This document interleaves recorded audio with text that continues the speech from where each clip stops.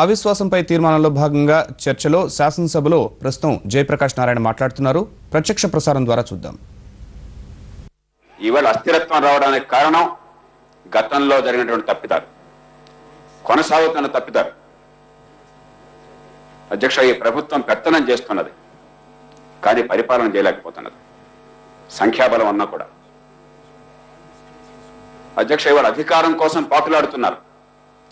అధికారం లక్ష్యం అయిపోయింది, మార్గం కాకుండా. ప్రజా సంక్షేమం లక్ష్యంగా ఉండడం లేదు. ఈ సంక్షోభానికి కారణం వెనుకున్న ప్రధాన కారణం అది. అధ్యక్ష, ప్రజల్ని పౌరులుగా మనం చూడడం లేదు. కేవలం ఓటు వేసే యంత్రాలుగా, మన దుష్పరిపాలనకు బలైనటువంటి బలి పశువులుగా చూస్తున్నాం తప్ప ప్రజల్ని పౌరులుగా చూడడం మర్చిపోయినాం.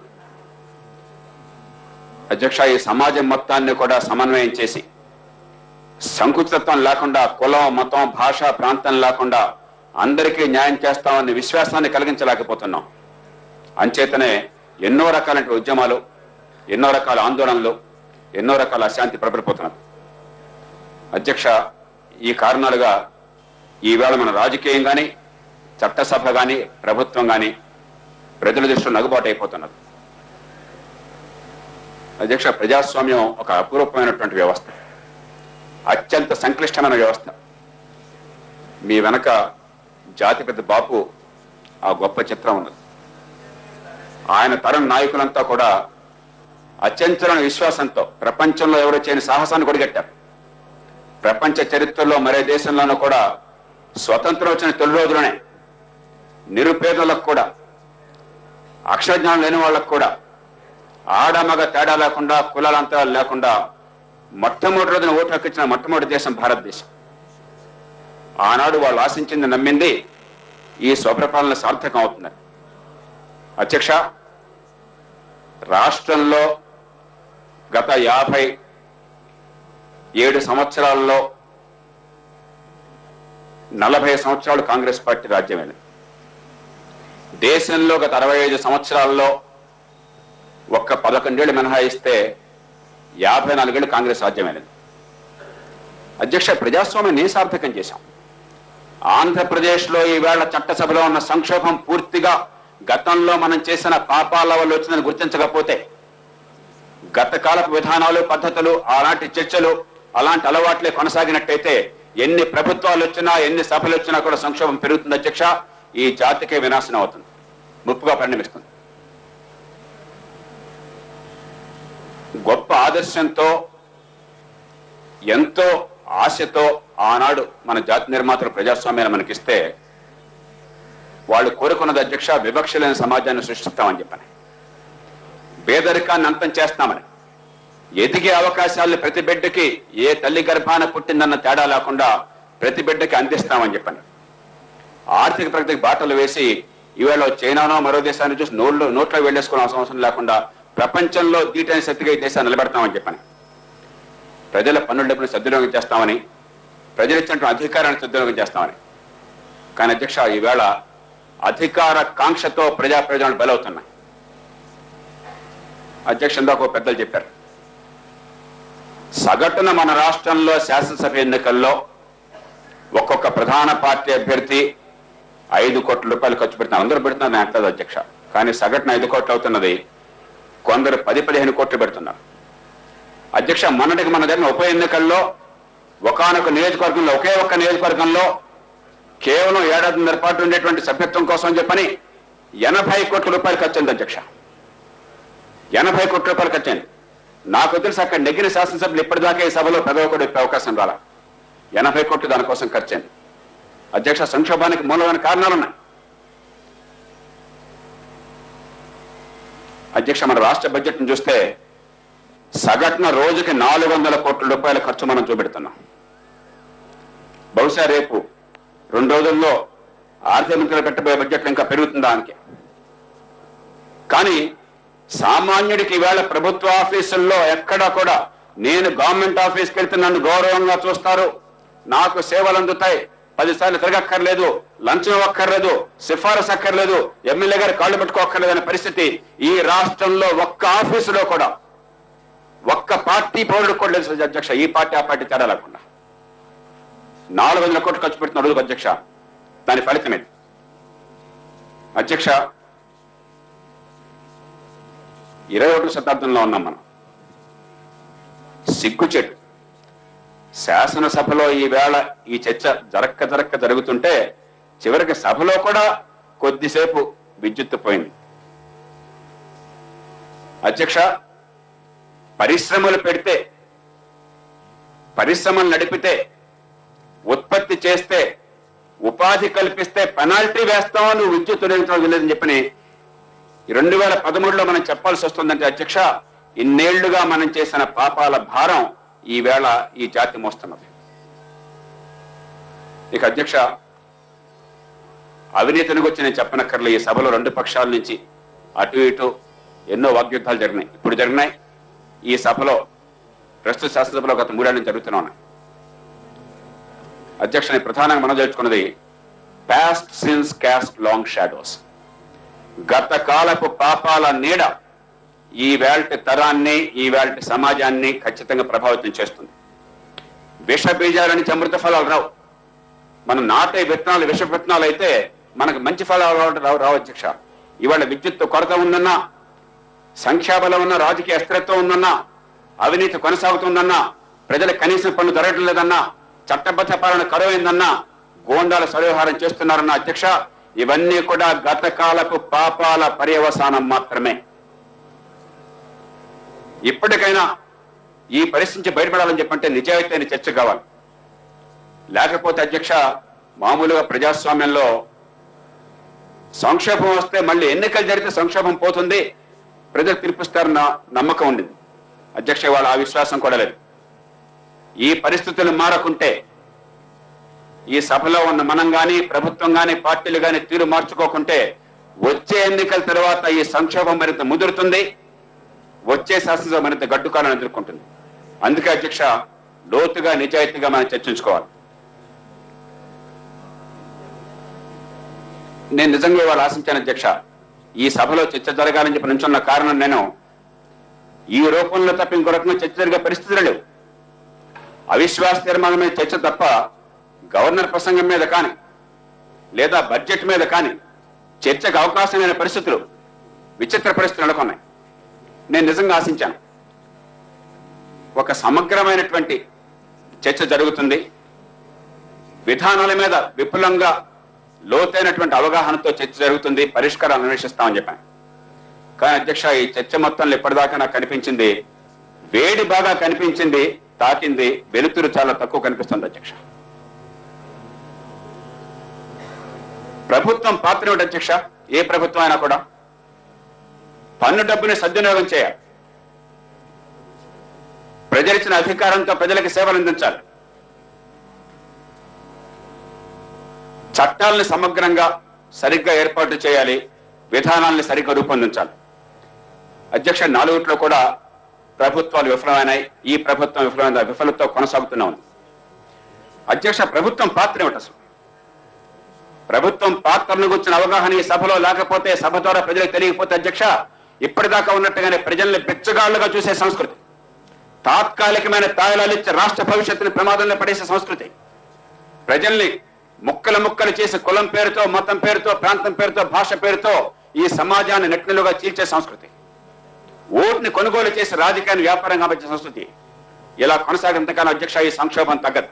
సంఖ్యాబలం ఎంత నాకు ఉండొచ్చు, అస్థిరత్వం పోదు. అధ్యక్ష, ప్రభుత్వం ప్రధానంగా చేయవలసింది మొట్టమొదట చట్టబద్ధమైన పాలన. అధ్యక్ష, ఈవేళ బడితో ఉన్నవాడితే బర్రైపోయింది. ఎంతో కాలం క్రితం ఈ పార్టీకే చెందిన కేంద్ర ప్రభుత్వం చట్టాన్ని తెచ్చుకొచ్చి స్థానిక న్యాయాలయాలు ఏర్పాటు చేయండి. ఒక చిన్న ఉదాహరణ చెప్తాను అధ్యక్ష. స్థానికంగా కోర్టులు ఏర్పాటు చేయండి, డబ్బులు మేము ఇస్తామంటే అధ్యక్ష, 3 ఏళ్ల నుంచి ఇప్పటిదాకా ఈ ప్రభుత్వానికి కనీసం ఢిల్లీ వాళ్ళు డబ్బులు ఇస్తే కోర్టుల్లో కేసులు త్వరగా తెమలడం కోసం కోర్టులు ఏర్పాటు చేసే స్థితి కూడా రాకపోయింది. ఇంకా పరిపాలన ఎక్కడుంది అధ్యక్ష? పెత్తనం ఉందా, పరిపాలన ఉందా ఇక్కడ? అధ్యక్ష, పోలీస్ యంత్రాంగం పూర్తిగా ప్రభుత్వం అడుగుకు మడవుతుంది తప్ప ఈవేళ నిజాయితీగా, నిష్పాక్షికంగా, ధైర్యంగా ఈవేళ చర్య తీసుకుంటుంది, నేరపరిశోధన జరుగుతున్న విశ్వాసం ఈ రాష్ట్రంలో పొరపాటును కూడా లేదు. అధ్యక్ష, ఉన్న కొద్దిపాటి పోలీస్ యంత్రాంగం చాలదు, ఉన్న కొద్దిపాటి యంత్రాంగం కూడా సగం మంది నేర పరిశోధన తప్ప, ప్రజల రక్షణ తప్ప పనికిరాని పనుల్లో ఉన్నారు. ఆ కొద్ది మందికి స్వయం ప్రతిపత్తి లేదు, వాళ్ళకి వనరులు లేవు. అధ్యక్ష, మౌలిక సదుపాయాలు విద్యుత్ సంగతి ఇప్పుడు అనుకున్నాం. విద్యుత్ రంగం లేకపోతే పారిశ్రామికీకరణ లేదు, ఆధునికీకరణ లేదు, ఆర్థిక అభివృద్ధి లేదు. రాష్ట్రాన్ని అంధకారంలో ముంచాం. అధ్యక్ష,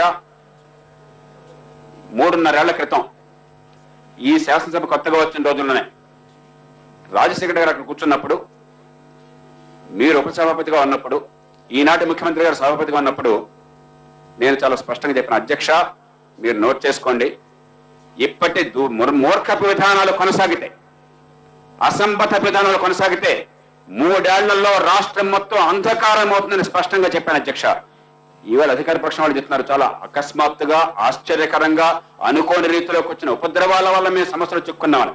అధ్యక్ష, మెడ మీద తలకాయ ఉన్న ప్రతి ఒక్కడికి, చిత్తశుద్ధి ఉన్న ప్రతి ఒక్కళ్ళకి, ఈవేళ ఓట్ల గాల వేయటం కాకుండా రేపటి భవిష్యత్తుని కాపాడాలని కోరిక ఉన్న ప్రతి ఒక్కళ్ళకి, ఈ రాష్ట్రం మీద మమకారం వచ్చే తరాన్ని కాపాడుకోవాలని ప్రతి ఒక్కరికి అర్థమైన విషయం. అధ్యక్ష, ఇది ఈవేళ వచ్చిన సమస్య కాదు, ఏళ్ల తరబడి ఈ సమస్యను సృష్టించారు. ఈవేళ ఈ సమస్యకి మీరు బలైపోతున్నారు, రాష్ట్రాన్ని బలి చేశారు.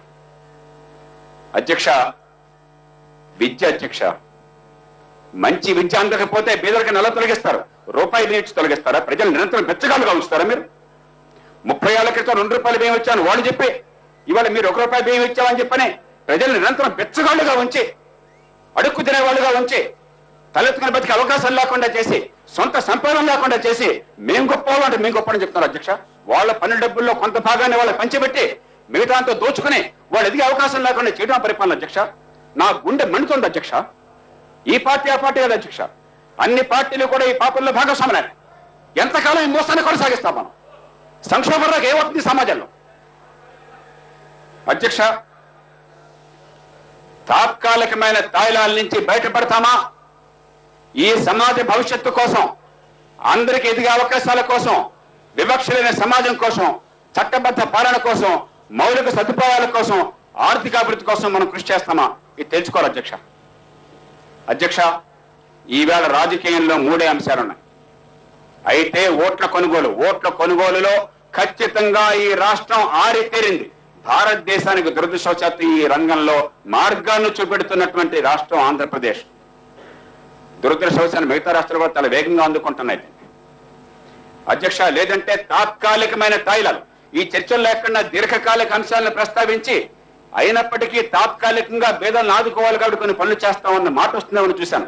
పేదరికాన్ని శాశ్వతంగా కొనసాగించి తాత్కాలిక తాయిలాలు తప్ప దీర్ఘకాలిక పథకాలను గురించి కానీ, విద్యను గురించి కానీ, మౌలిక సదుపాయాల గురించి కానీ, విద్యుత్తును గురించి కానీ, ఉపాధి కల్పన గురించి కానీ, ఆర్థిక అభివృద్ధి గురించి కానీ పొరపాటున ఒక మాటన సాహసం లేదు అధ్యక్ష ఈ సభలో. అధ్యక్ష, అది ఇలా చెల్లకపోతే సమాజంలో విభజన, అత్యంత సంక్లిష్టమైన సమాజం కాబట్టి, ప్రపంచంలో ఎక్కడా లేనన్ని తేడాలున్న సమాజం కాబట్టి, కులాల పేరుతో, మతాల పేరుతో, భాషల పేరుతో, ప్రాంతాల పేరుతో ప్రపంచంలో ఎక్కడ చూడంత వైవిధ్యం ఉన్న సమాజం కాబట్టి దాన్ని సమన్వయం చేసేది కాకుండా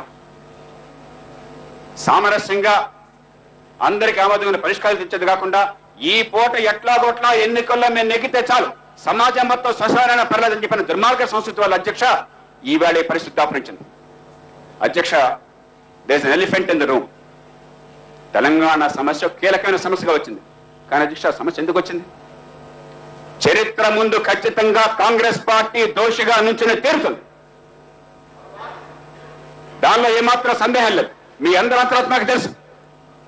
అధ్యక్ష, 54 ఏళ్ల పాటు అధికారంలో దేశంలో ఉండి 40 ఏళ్ల పాటు రాష్ట్రంలో ఉండి ఇంతకాలం ఎందుకని మీరు ఉపేక్షించారు? ఎందుకని తాత్కాలిక ప్రయోజనాల కోసం ప్రజల ప్రయోజనాలను బలిపెట్టారు? ఎందుకని పబ్బం గడిపోవడం కోసం చెప్పని రేపు నాశనమైనా కూడా ఈ సభ కానీ రాష్ట్రం కానీ ఎందుకే పరిస్థితి తీసుకొచ్చారు? ఎందుకని మీకు సంఖ్యాబలం ఉన్నా కూడా ఈ సభలో కనీసం చర్చ కూడా జరుపుకోలేకుండా, గవర్నర్ ప్రసంగం కూడా జరగకుండా, బడ్జెట్ కూడా మార్షల్స్ లేకుండా బడ్జెట్ ను కూడా మీరు ఇక్కడ ప్రకటించే అవకాశం లేకుండా, బడ్జెట్ మీద సమగ్రమైన చర్చ కూడా జరిగే అవకాశం లేకుండా ఉండే పరిస్థితి ఎందుకు వచ్చింది? ఖచ్చితంగా 100కి 100 చరిత్ర ముందు శ్రీనివాస్ గారు, చరిత్ర ముందు ఖచ్చితంగా కాంగ్రెస్ పార్టీ దోషిగా నిలబడి తీరుతుంది. దానిలో మీకు అనుమానం ఏమాత్రం లేదు. నేను ఏది ఒక నిరాధారంగా మాట్లాడను, ద్వేషంతో మాట్లాడను. ఆలోచించి మాట్లాడుతున్నాను. దేశ సమగ్రత కోసం పోరాడాల్సిన పార్టీ, అందరి ప్రజలను సమన్వయం చేయాల్సిన పార్టీ, ఈ దేశంలో గొప్ప ఫెడరల్ వ్యవస్థ నిర్మాణం చేసిన పార్టీ, ఈ దేశంలో స్వతంత్రాన్ని తీసుకొచ్చిన పార్టీ, గొప్ప రాజ్యాంగాన్ని ఇచ్చిన పార్టీ, మీ ఓట్ల బేరం కోసం, తాత్కాలిక ప్రయోజనాల కోసం ఏ పద్ధతి అయినా పర్లేదు. ఈవేళ మాట రేపో మాట, ఈవేళ కులం రేపో కులం, ఈ ప్రాంతంలో ఓ మాట ఆ ప్రాంతంలో మాట, ఈ ప్రాంతంలో సభ్యుల మాట ఆ ప్రాంతంలో సభ్యుల మాట, ఈ రకమైనటువంటి మూర్ఖపు విధానాలను రేపన్నది లేకుండా చేయడం వల్ల ఈ సమస్య వచ్చింది. మిమ్మల్ని మిగతా వాళ్ళు అనుకరించారు, మిగతా వాళ్ళు తప్పులు చేశారు. కానీ కాంగ్రెస్ పార్టీ కదా ఈ దేశానికి పెద్దన్న, మిమ్మల్ని చూసుకోలేదు, మిగతా వాళ్ళు నేర్చుకున్నది. ఈ దేశంలో రీతులు కూడా మీ నుంచి వచ్చినాయి కదా. దానికి వస్తాను అధ్యక్ష. అధ్యక్ష యహూదీ పావు రెండో ప్రపంచ యుద్ధంతో మాట్లాడుతుంది అధ్యక్ష. రెండో యుద్ధం తర్వాత హిట్లర్ దురాగతాల తర్వాత ప్రపంచం అంతా ఒక నిశ్చేష్టం అయిపోతే మాట అన్నాడు బావు. అయ్యా 3 ప్రతిజ్ఞ చేసుకున్నాం, 10 కమాండ్మెంట్స్ కదా కావాల్సిన 3 కమాండ్మెంట్స్ కావాలి. Thou shall not be a perpetrator. దుర్మార్గాన్ని నేను చేయను. Thou shall not be a victim. దుర్మార్గానికి నేను బలిపశువును కాను. Above all, thou shall not be a bystander. అన్నిటినీ మించి నేను మౌన ప్రేక్షకుడుగా చూస్తూ కూర్చోను. అధ్యక్ష, ఈవేళ ఈ సభ నిర్వహణ చేసింది కాంగ్రెస్ పార్టీ కాదా? ఈ రాష్ట్రంలో ఈ సభలో చర్చ జరిగే అవకాశం కూడా లేకుండా చేసి, అదేదో కొంతమంది వ్యక్తుల పెత్తనంగా మార్చేసి మాకు వదిలేయండి అని చెప్పని ఏం చేస్తున్నారో ఏమిటి తెలియకుండా అంత రహస్యంగా చేస్తూ ఒక జాతి భవిష్యత్తు నిర్ణయం ప్రజల చేతుల్లో కాకుండా, ప్రజలకున్న సభ చేతుల్లో కాకుండా, నిజాయితీని చర్చ లేకుండా రోజుకో మాట గంటకో మాట, ఈ ఎన్నికల్లో మాకు ఎన్ని సీట్లు వస్తే తాత్కాలికంగా అన్న మాట తప్ప అసలు ఈ రాష్ట్రం ఈ దేశం భవిష్యత్తు ఏమిటి, మన ఫెడరల్ వ్యవస్థ భవిష్యత్తు ఏమిటి, ఈ రాజ్యాంగ భవిష్యత్తు ఆలోచన లేకుండా చేసింది కాంగ్రెస్ పార్టీ కాదా? కేంద్రంలో మీ అధికారం లేరంటే చెప్పండి. రాష్ట్రంలో అధికారం మీది కాదా? లేదంటే చెప్పండి. అధ్యక్ష, మనకేమనుకోవచ్చు, మా పరిస్థితి బాగున్నా కదా అనుకోవచ్చు. మనకు పదవులు ఉన్నాయి, లేదా అదృష్టం కలిసి వచ్చో, తల్లిదండ్రుల కృషి వలనో, అధికారం అండ వలనో, మన తెలివితేటల వలనో, మన శ్రమ వలనో మనం డబ్బులు సంపాదించుకున్నాం, సమాజం మొత్తం నాశనమైన నా పిల్లలు బాగుంటారు అనుకోవచ్చు అధ్యక్ష, చాలా మంది అనుకోవచ్చు. కానీ అధ్యక్ష, నా చిన్ని బొజ్జక శ్రీరామలక్ష్మణ అనుకుంటే ఎల్లకాలం కొనసాగదు. అధ్యక్ష, ఒక ప్రజాస్వామ్య సమాజంలో ఎక్కడ ఏ గుండె మండినా, ఎక్కడ ఎవరికి అన్యాయం జరిగినా నేడో రేపో దాని ప్రభావం ఖచ్చితంగా మనందరి నుండి తీరుతుంది. అందుకే అధ్యక్ష, ఎప్పుడో పాస్టర్ నీమోలర్ చెప్పాడు, మొట్టమొదట నాజీలు యూదుల కోసం వచ్చారు, నేను యూదుడిని కాదు, నేను పట్టించుకోవాలా. తర్వాత కమ్యూనిస్టుల కోసం వచ్చారు, నేను కమ్యూనిస్టుని కాదు, నేను పట్టించుకోవాలా. తర్వాత ట్రేడ్ యూనియన్ల వాళ్ళ కోసం వచ్చారు, నేను ట్రేడ్ యూనియన్ కాదు, నేను పట్టించుకోవాలా. అధ్యక్ష, చివరికి నా కోసం వచ్చారు, చుట్టూ చూసాను ఎవడన్నా కాపాడుతాడేమని చెప్పని, ఒక్కడు కూడా మిగల. అధ్యక్ష, వ్యవస్థే నాశనమైతే, రాష్ట్రమే సర్వనాశనమైతే, మన సమాజమే శ్మశానమైతే అధ్యక్ష, చివరికి మనల్ని కాపాడే వాళ్ళు ఎవరు ఉంటారు? మన సంపద, మన అధికారం, మన పోలీసులు ఎవరో కూడా మనం రక్షించరు అధ్యక్ష. దీని పర్యవసానం మనం అనిపిస్తాం. అందుకే ఇప్పటికైనా మనం కళ్ళు తెరవాలి. అధ్యక్ష, డిమాండ్లకు వస్తాను. నేను ఎక్కువ అంశాల్లో కడదలుచుకోలేదు, 6 అంశాలు ప్రస్తావిస్తాను. పరిష్కారాలు లేకుండా లోక్సత్తా ఒక్కటి ప్రస్తావించదు అధ్యక్ష. విద్యుత్ రంగంలో అధ్యక్ష 9-10 ఏళ్ల క్రితమే పరిష్కారం ఏంటో చెప్పి చూపెట్టాం అధ్యక్ష. ప్రభుత్వంతో పోరాడి మరి పశ్చిమ గోదావరి జిల్లాలో కళ్ళ చెరువులో ఒక సబ్ స్టేషన్ ని మేము ఫ్రాంచైజీ తీసుకుని, అధికారం లేకున్నా, అధికారంలో ఉన్న వాళ్ళు అవినీతి పరులు అడుగడుగున అడ్డు తగిలినా అక్కడ ఏ రకంగా నిజాయితీగా చేస్తే ఏం చేయాలో చేసి చూపెట్టాం అధ్యక్ష. ఉదాహరణకి 18% విద్యుత్ ఆదా చేయగలం అధ్యక్ష. డిస్ట్రిబ్యూషన్ లో 18% ఆదా చేయగలిగాం అధ్యక్ష. ప్రతి కనెక్షన్ కి మీటర్ ఇప్పించగలిగాం. ఎనర్జీ ఆడిటింగ్ 100% చేయగలిగాం. వోల్టేజ్ ఫ్లక్చుయేషన్ లేకుండా చేయగలిగాం. ఒక్క మోటార్ కూడా కాలకుండా చేయగలిగాం అధ్యక్ష. అక్కడ ఉన్నటువంటి ఒక వోల్టేజ్ మోటార్ మెకానిక్ వచ్చాయా, మీరు వచ్చేదాకా రోజు 1-2 మోటార్లు కాలిపోయేవి, హాయిగా నా కడుపు నిండేది, మీరు వచ్చి నా పాలని శాపం అయ్యారు, ఇప్పుడు నా పొట్ట కొట్టారని చెప్పన్నాడు. అజయ్ వేరే పని చూసుకోయా, రైతులు పొట్ట కొట్టమని చెప్పాం. ఇది జరిగింది అధ్యక్ష. Please conclude. అయిపోతుంది అధ్యక్ష. Yes.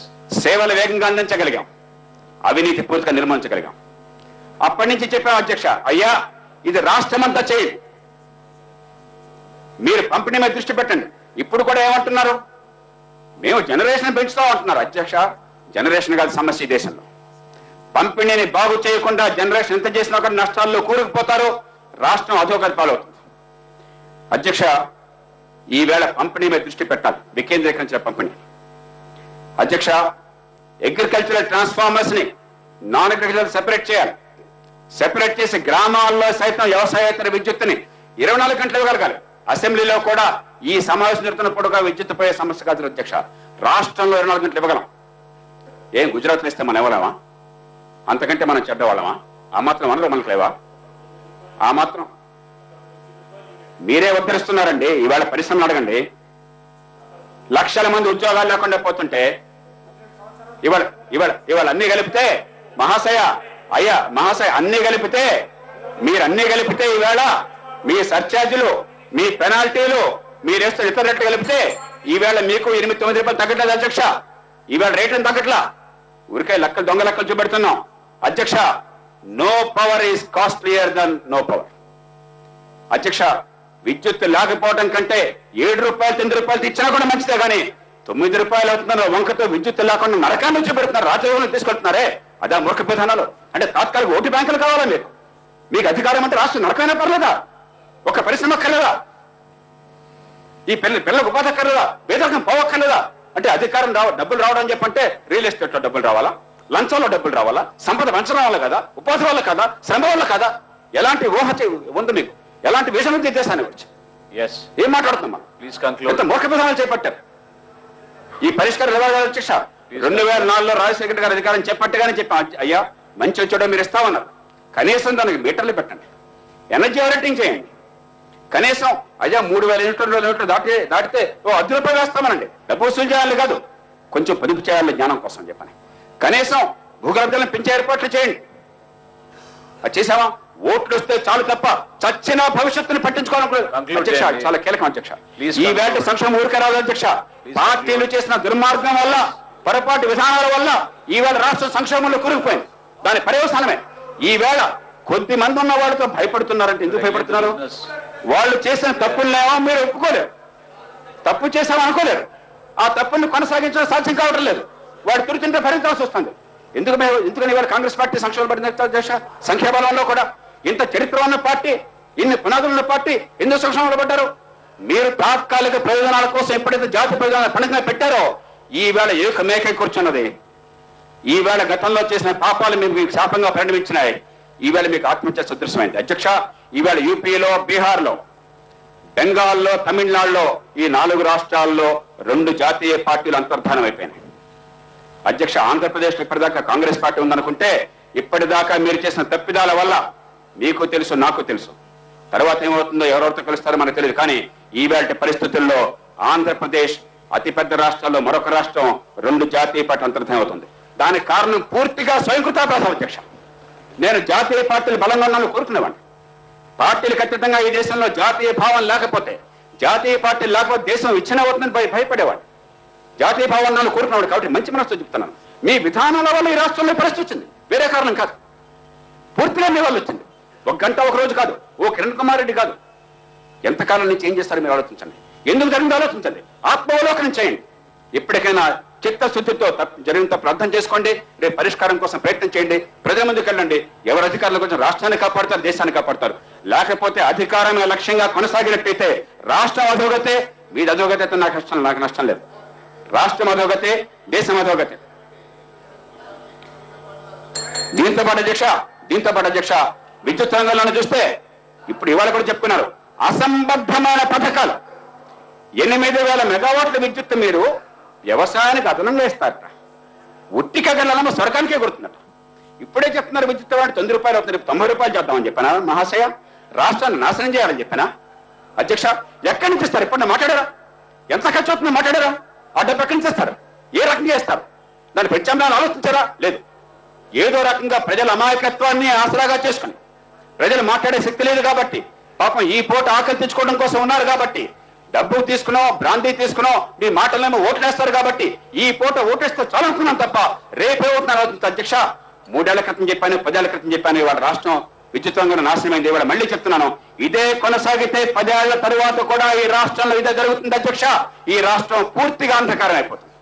ఎప్పటికైనా కళ్ళు తెరవండి. రెండో అధ్యక్ష, వ్యవసాయం గురించి చెప్పారు, బోర్డు చేశామంటున్నారు అధ్యక్ష.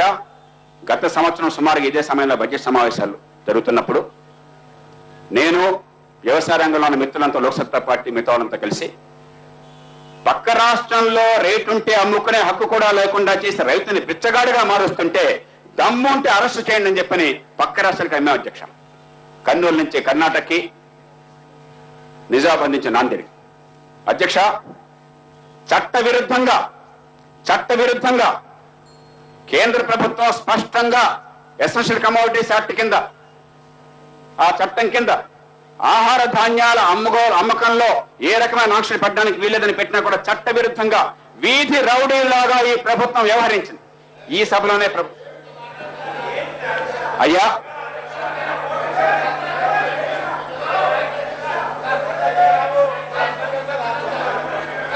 కూర్చోండి ముఖ్యమంత్రి గారు. సరే, ఇప్పుడు ప్రజల్ని కించపరిచే విధంగా డబ్బులతో ఓట్లేస్తారు, బ్రాండీ దాగి ఓట్లేస్తారు. ఏందండి ఈ మాటలు? అంటే వాళ్ళకి తెలివి లేదా? మీకొక్కరికే తెలివి ఉంది, ఇక్కడ ఇంకెవ్వరికి తెలివి లేదు. ఈ రాష్ట్రంలో మీరు ఒక్కరే మేధావి. ఏంది ఈ ప్రవర్తన? ఏంది ఈ మాటలేంది? ఇప్పుడు ఎవరు కూడా ఒక ప్రజలను ఎన్నుకోబడుతున్నాం కాబట్టి వాళ్ళు గౌరవించేది నేర్చుకోవాలి. మనకు శ్రీకాకుళం నుంచి అనంతపురం వరకు, ఆదిలాబాద్ నుంచి చిత్తూరు వరకు ఒకటే విధంగా ప్రజలు ఎట్లా ఆలోచన చేస్తారండి? ప్రజలు ఏమో అమ్ముడుపోయే వాళ్ళు అనుకుంటున్నారా? కమాడిటీ అనుకుంటున్నారా? ఈ విధంగా కించపరిస్తే అది మంచి పద్ధతి కాదు. ప్రజాస్వామ్యంలో ఉండి ప్రజలను కించపరిచేది అది మంచి పద్ధతి కాదనేది నేర్చుకోవాలి. అధ్యక్ష, ఒక్క నిమిషం అండి. అధ్యక్ష, జయప్రకాష్ నారాయణ గారు ఒక్క నిమిషం. జయప్రకాష్ నారాయణ గారు, you have to conclude. I'm giving the mic to you to please conclude. Please conclude. అధ్యక్ష, ప్రజాస్వామ్యాన్ని గురించి, జనహితాన్ని గురించి, ప్రజల హక్కులను గురించి వారు చెప్పారు. సంతోషం అధ్యక్ష. అధ్యక్ష, నిజంగా ప్రజలంటే అంత గౌరవం, నమ్మకం ఉన్నట్టయితే ఎందుకు పేదరికాన్ని కొనసాగించే విధానాలు చేపడుతున్నారని చెప్పంటే ఎందుకంత ఊరికి అధ్యక్ష? దాన్ని బయట పెడితే ఎందుకు అధ్యక్ష? అదే చెప్తాను అయ్యా. విద్యుత్తులో స్పష్టంగా చెప్పాను కదా, ఇంకా చెప్తాను అధ్యక్ష.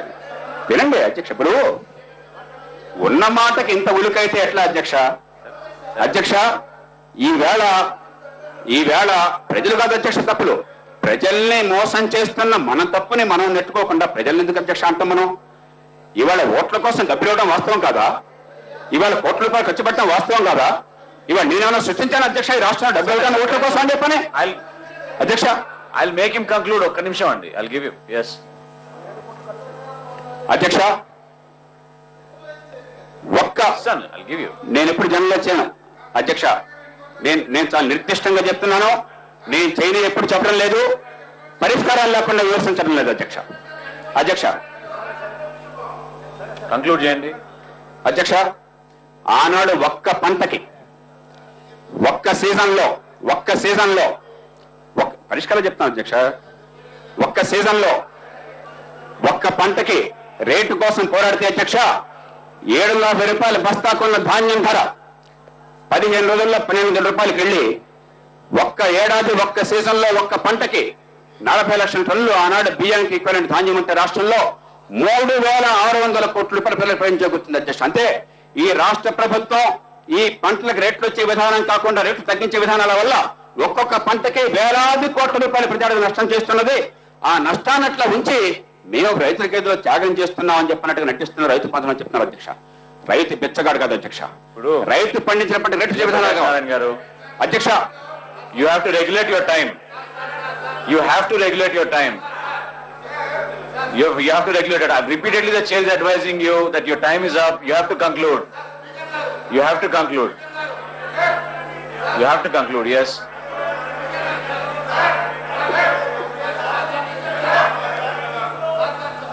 No, I'm not giving it.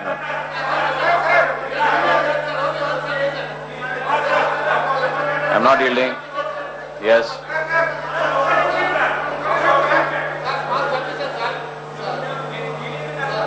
Yes. Nagendra garu. అధ్యక్ష, జయప్రకాష్ నారాయణ గారు ఇంటలెక్చువల్ అది కాదని ఎవరు చెప్పరు సార్. కాకపోతే ఈయన విద్యుత్ సంక్షోభం మీద చెప్పాడు, ఈ రాష్ట్రంలో ఎంత ఉత్పత్తి అవుతుందని చెప్పాడు, కోల్ బేస్ మీద కానీ థర్మల్ దీని కానీ ఎంత ఉత్పత్తి అవుతుంది, దీనికి బీజం ఎక్కడ పడ్డదనే విషయాన్ని ఆయన చెప్పాలి ఒకటి. రెండోది అధ్యక్ష, ఈ విద్యుత్ సంక్షోభం విషయంలో ఆయన చాలా డీటెయిల్ గా చెప్పాడు. మా గౌరవ ముఖ్యమంత్రి గారు మాట్లాడేటప్పుడు అంత పూర్తి సమగ్రమైనటువంటి సమాచారం ఉంది. కానీ మేమేం ఎక్స్పెక్ట్ చేశామంటే అట్లీస్ట్ మిగతా వాళ్ళు పొలిటికల్ ఇంట్రెస్ట్ లో ఏదైనా క్రిటిసైజ్ చేస్తారనుకున్నాము, వీధి రౌడీ లాగా అని చెప్పి ఒక మాట చెప్పాడు సార్.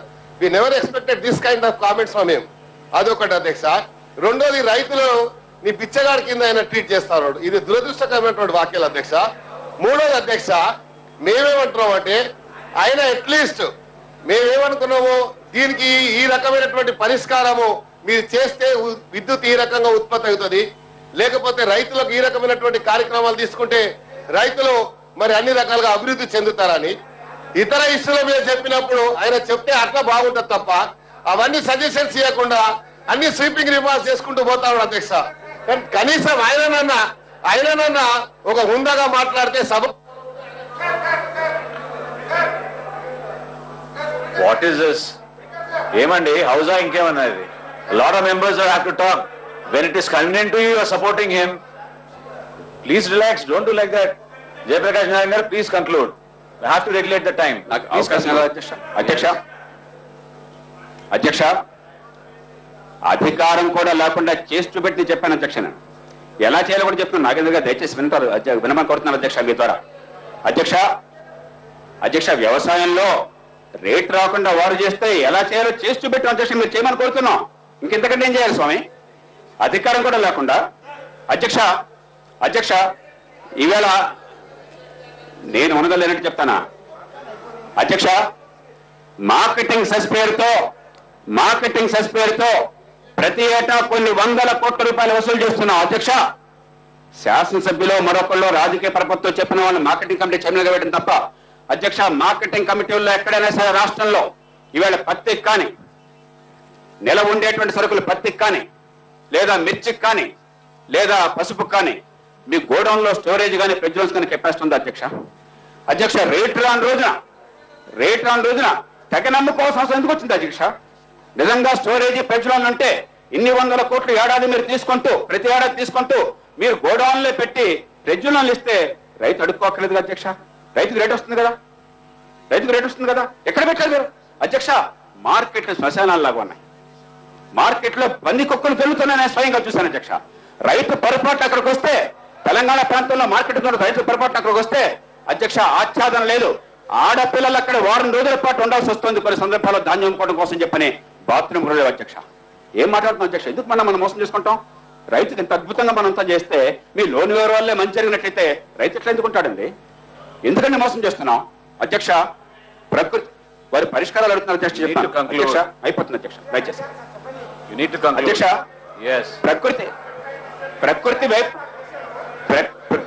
ప్రకృతి వైపరీత్యాలకు ఏ ప్రభుత్వాన్ని నిందించాం అధ్యక్ష. కానీ అధ్యక్ష ఇదే కాంగ్రెస్ ప్రభుత్వం 1990లో చెన్నారెడ్డి గారు ఉండగా డెల్టా ప్రాంతంలో గొప్ప పని చేసింది.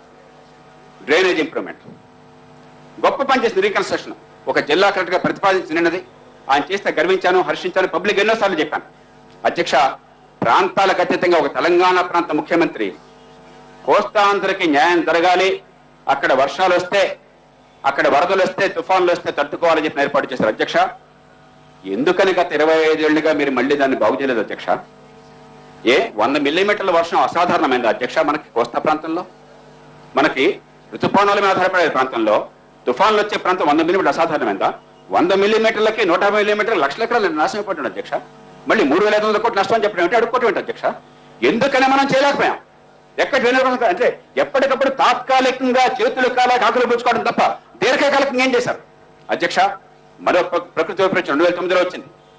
మనకు మహబూబ్నగర్ జిల్లాలో, కర్నూలు జిల్లాలో కూడా నష్టం జరిగింది, గుంటూరు జిల్లాలో గళ్ళు పోయినాయి. అధ్యక్ష, నేను స్వయంగా ప్రధానమంత్రి గారిని కోరాం, అయ్యా శాశ్వతంగా కృష్ణా నదీ జలాలు కనుక ఈసారి మళ్ళీ వరదలు పెద్దగా వచ్చేట్టయితే 11 లక్షల క్యూసెక్కులు దాటేట్టయితే ఆ మీరు ఆ గట్లు పెంచే ఏర్పాటు చేసి గోదావరిలో రక్షణ కల్పించకపోతే నాశనం అయిపోతే జిల్లాలని చెప్పానంటే కేంద్ర ప్రభుత్వం అధికారికంగా సమాధానం ఇచ్చింది. రాష్ట్ర ప్రభుత్వం ప్రతిపాదనలు పంపిస్తే మేము సాయం చేస్తామని. అధ్యక్ష, ప్రతి ముఖ్యమంత్రికి అప్పటి నుంచి పంపిస్తున్నాను. ఇప్పటిదాకా రాష్ట్ర ప్రభుత్వాన్ని చేకూట్లేదు అధ్యక్ష. అంటే తుఫాన్ వచ్చిన తర్వాత తిరుగుతారా మీరంతా? అంటే తుఫానుకి రాష్ట్రం అంతా నాశనం కావాలా? ఒకసారి పాఠం నేర్చుకోరా అధ్యక్ష. అధ్యక్ష, ప్రభుత్వాలు ఎందుకున్నది అధ్యక్ష? రాబోయే విపత్తులు ఎదుర్కోవడం కోసం ఏర్పాట్లు చేయకపోతే వచ్చిన తర్వాత మేము ఎక్స్ప్రెస్ ఇస్తామని చెప్పంటారు. వచ్చాక ప్రజలకు 100 రూపాయలు ఇస్తా ఉంటారు ఎకరాకి. అంతేగాని శాశ్వతంగా ఏం చేయరా మీరు? అంటే ప్రభుత్వం అన్నది దీర్ఘకాల ప్రణాళిక కోసం కాదా? ఈ దేశం కోసం కాదా? ఓట్ల బ్యాంకులు మొత్తం కావాలా మీకు?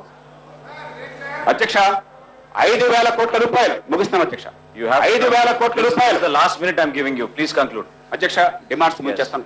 Yes. 2 నిమిషాలు. This is the last minute I'm giving you. Please conclude.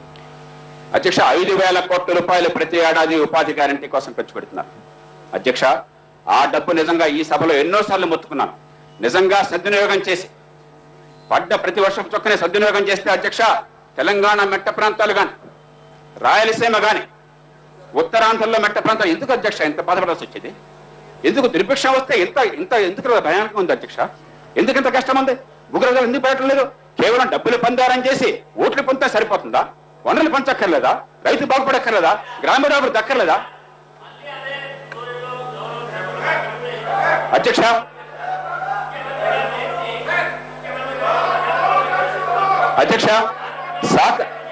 సహకార సంఘాల ఎన్నికల గురించి మాట్లాడుతున్నారు. అధ్యక్ష,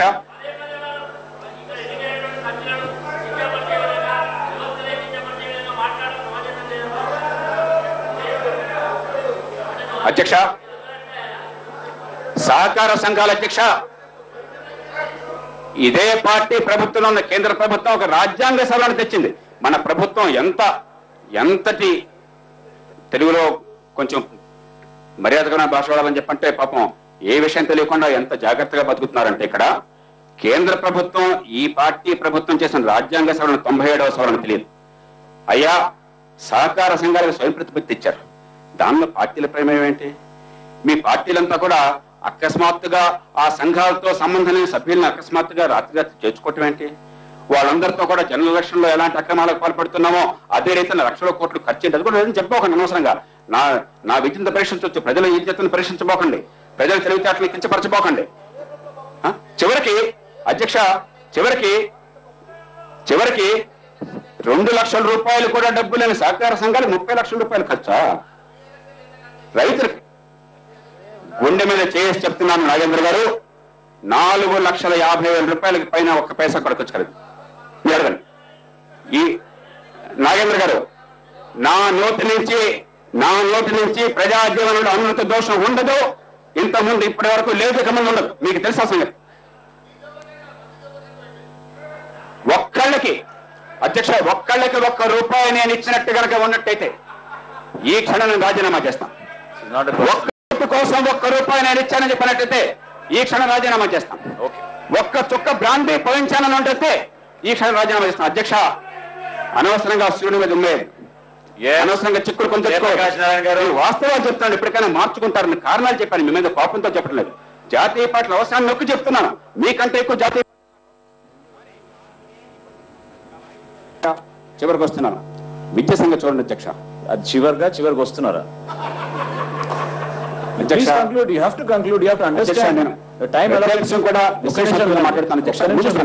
ఒక్క నిమిషం వినండి మీరు. Please listen to me. yes. ఇవాళ దేశం మొత్తంలో 74 దేశాలు, ప్రపంచం మొత్తం 74 దేశాల మధ్య ఒక సర్వే జరిగితే 15 ఏళ్ల పిల్లల చదువు ఎట్లా ఉందని చెప్పని అధ్యక్ష, సిగ్గుచేటు మన దేశం అడుగు 2వ స్థానంలో ఉంది, 73వ స్థానంలో. అధ్యక్ష, దేశంలో మన రాష్ట్రం అట్టడుగు స్థానాల్లో ఉన్న రాష్ట్రాల్లో 15,000 కోట్లు పాఠశాల విద్య ఖర్చు పెడుతున్నాం. ప్రతి బిడ్డకి గవర్నమెంట్ స్కూళ్ళల్లో ఏడాదికి 18,000 ఖర్చు అవుతుంది అధ్యక్ష. ఆ బిడ్డల ప్రమాణాలు చూడండి అధ్యక్ష. ఎక్కడైనా ఆలోచన మనకి బిడ్డలకు ఎందుకు ఈ ప్రమాణాలు ఉన్నాయి? ఎందుకని 15 ఏళ్ల పిల్లలకి డబ్బున్నా లేకపోయినా ఏ కులంలో పుట్టినా కూడా రేపు కలెక్టర్ కొడుకుతో, మంత్రి కూతురుతో బిడ్డల పోటీ పడి పోరాటం పని చేశాం అధ్యక్ష. ఒక్కరోజు మాత్రమే అంటల్లా కనీసం సమస్యను గుర్తించామా? ఆ సమస్యను గుర్తించే పరిష్కారం ఏదని చెప్పి సూచించామా? విధానాలు చేపట్టామా? ఎందుకని అధ్యక్ష? ఓ అమెరికాలో, ఓ బ్రిటన్లో ఈ పని చేస్తుంటే భారతదేశం అంతకంటే గొప్ప దేశం అయిందా? ఓ చైనా ప్రపంచంలో నెంబర్ 1 గా ఉంటే, వాళ్ళ విద్యలో నెంబర్ 1 గా ఉంటే, ఒక పేద దేశం అయింది కూడా మనం అంత అధ్వానంగా ఉండాల్సి వచ్చింది అధ్యక్ష. అధ్యక్ష, స్థానిక ప్రభుత్వాలకు నిధులు ఇచ్చినట్టయితే, స్థానిక ప్రభుత్వాలు నిజంగా అధికారం ఇచ్చినట్టయితే, జిల్లా ప్రభుత్వాలు ఏర్పాటు చేసినట్టయితే, ఏ పంచాయతీ తలసరి 1000 రూపాయలు ఇస్తే అధ్యక్ష రాష్ట్రంలో నక్సలిజం ఉండేది కాదు, రాష్ట్రంలో ప్రాంతీయతత్వం ఉండేది కాదు. అధికారాన్ని కేంద్రీకరించుకుని చర్చంతా కూడా ముఖ్యమంత్రి. ఎందుకు అధ్యక్ష?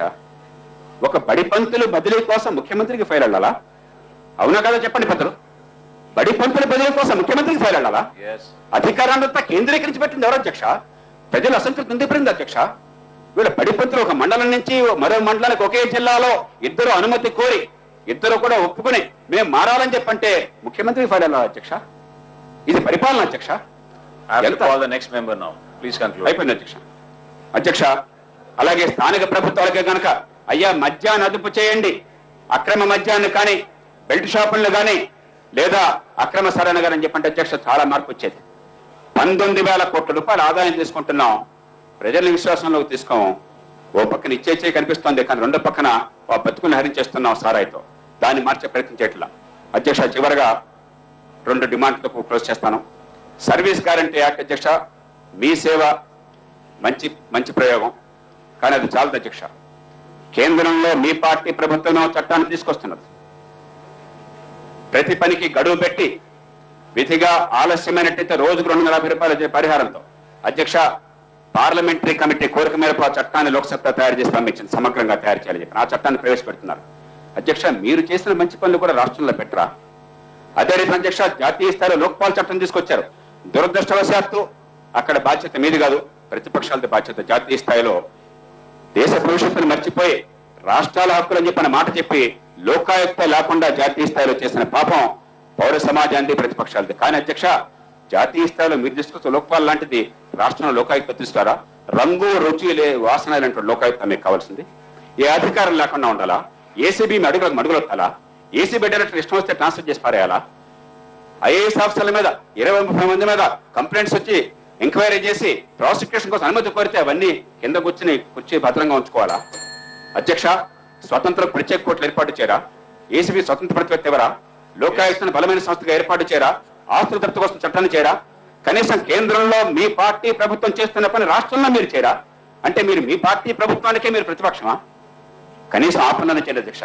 కాబట్టి 6 అంశాల్లో అధ్యక్ష, విద్యుత్తు, వ్యవసాయం, స్థానిక ప్రభుత్వాలు, విద్య, రైట్ టు సర్వీసెస్ యాక్ట్, 6వది అవినీతి నిరోధం కోసం సరిపడా సమగ్ర చట్టం. ఆ చట్టాన్ని అధ్యక్ష మీ సమక్షంలో ఇచ్చాను, ముఖ్యమంత్రి గారు స్పీకర్గా ఉండగా ఇచ్చాను, ఆనాటి ప్రభుత్వానికి ముఖ్యమంత్రికి ఇచ్చాను.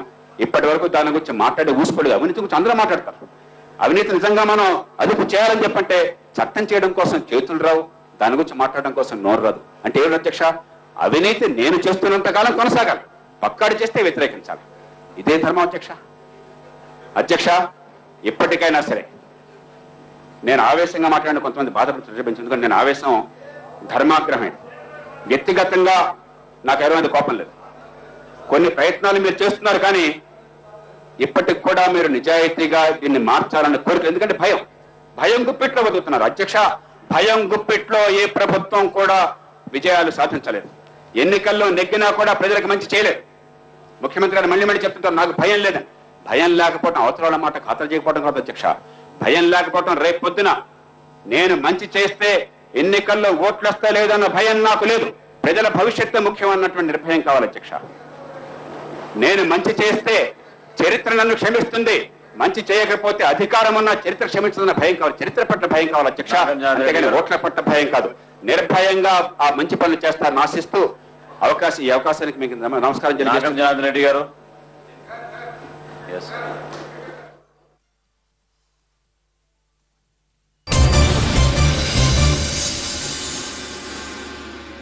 Love is war.